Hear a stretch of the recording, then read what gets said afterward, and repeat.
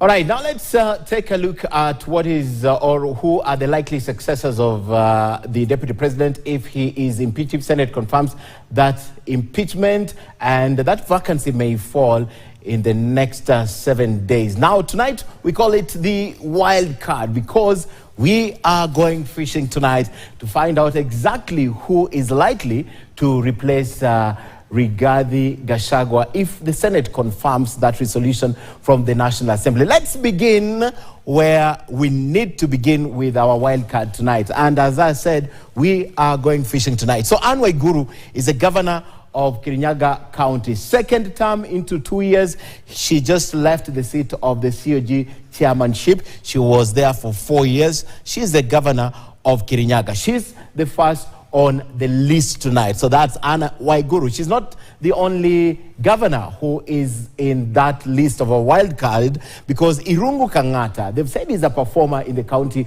of Murang'a, coming up with very good solutions in the health sector. And they say he just settled to work in Murang'a when he was elected governor. And Irungu Kang'ata makes it at number 2 in our wild goose chase tonight.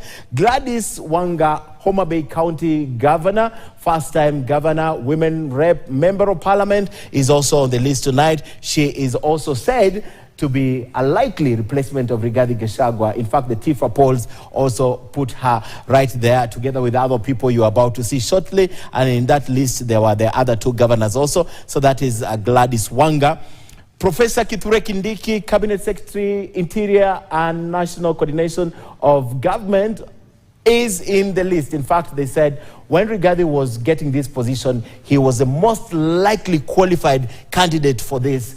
And he is also on our list tonight. Kithure Kindiki, Cabinet Secretary, Interior, possible replacement. And next is the PCS, the Super Cabinet Secretary and Foreign Affairs Cabinet Secretary, Musalia Mudavadi, former presidential candidate, also likely to replace Rigathi Gachagua. In fact, members of Western Kenya, some leaders in Western Kenya are already telling the president, hey, please replace Rigathi Gachagua if impeached with PCS Musalia Mudavadi. Yeah? They call him the gentleman of politics. And next is someone who has stuck his neck out in this process. He's one of the Mount Kenya affiliated members of parliament, member for Kikuyu, and currently he is also the majority leader in the National Assembly. Kimani Ichung'wah makes it to that list as a possible replacement of Rigathi Gachagua.